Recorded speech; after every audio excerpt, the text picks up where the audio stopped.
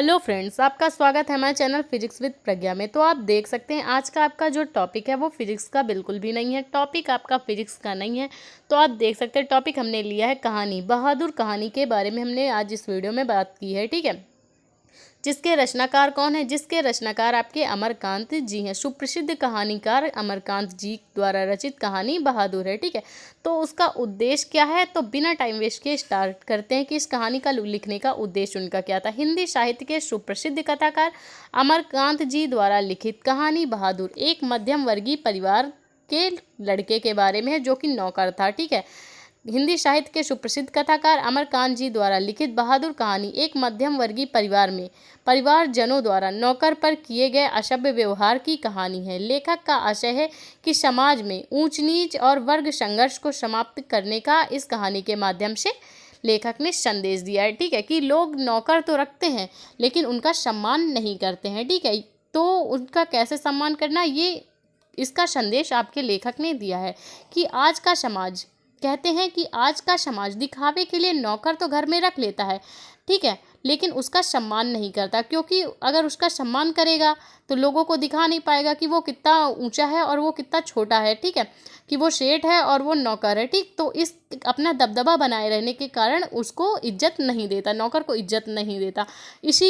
इसके माध्यम से मतलब कि इस समाज की जो ये ऊंच नीच की भेदभाव वाली भावना है, इसी को देखते हुए ये कहानी लिखी है। तो ये कहानी का सारांश है बहादुर कहानी का। तो आप देख सकते हैं बहादुर कहानी एक 12-13 वर्ष के नेपाली लड़के की है। ठीक है, 12-13 वर्ष के नेपाली लड़के की है जिसके पिता युद्ध में मारे जा चुके थे और उनकी जो माता थी वो बहुत ही उग्र स्वभाव वाली थी। ठीक है, तो उसका पहले नाम बहादुर नहीं था, उसका पहले नाम था दिल बहादुर, जो अपनी माँ की पिटाई से क्षुब्ध होकर उग्र स्वभाव वाली थी और उससे रोटी बनवाती थी। ठीक, अपने हिस्से की रोटी वो उससे खुद बनवाती थी, जिसका नाम दिल बहादुर था, जो अपनी माँ की पिटाई से क्षुब्ध होकर घर से भाग जाता है। ठीक है, और शहर आ जाता है और निर्मला के परिवार में आकर नौकर बन जाता है। ठीक, तो शहर आकर निर्मला, जो कि क्या थी, गृह स्वामिनी, जैसे आपकी मम्मी घर की स्वामिनी होती हैं वैसे ही निर्मला के परिवार में नौकर बन जाता है। क्योंकि वह पहले तो वो नौकर रखे नहीं थे, क्योंकि उनके आसपास सबके घर में नौकर थे।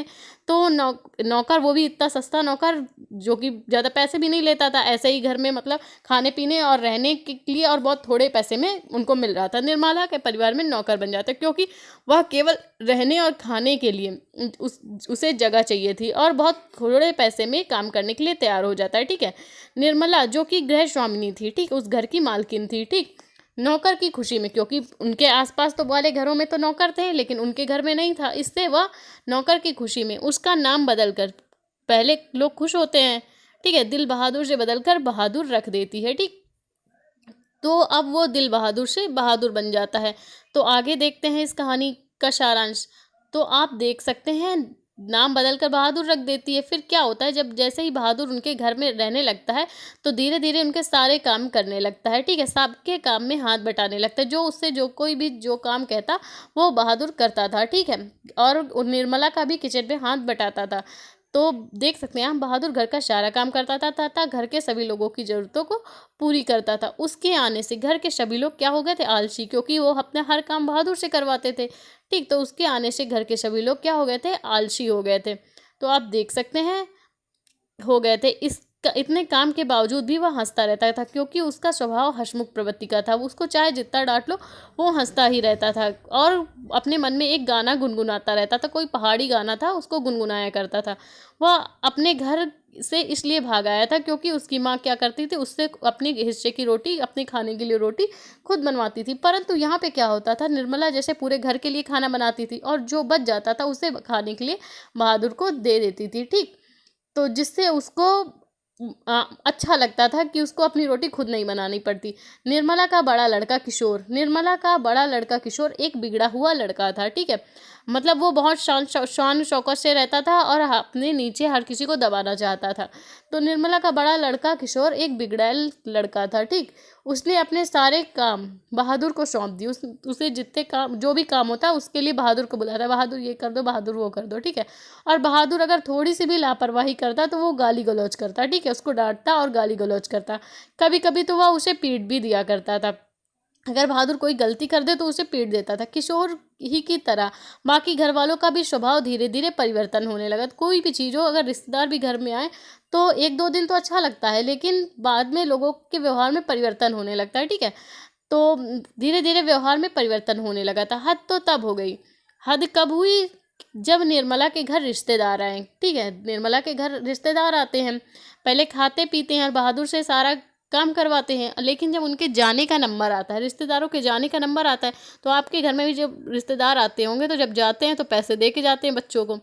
ठीक है, तो वो ये सोच रहे थे कमरे में बैठ के कि हमको पैसा ना देना पड़े, इसलिए क्या करते हैं वो मतलब अपनी पैसों के चोरी होने का आरोप किस पे लगा देते हैं? बहादुर पे लगा देते हैं।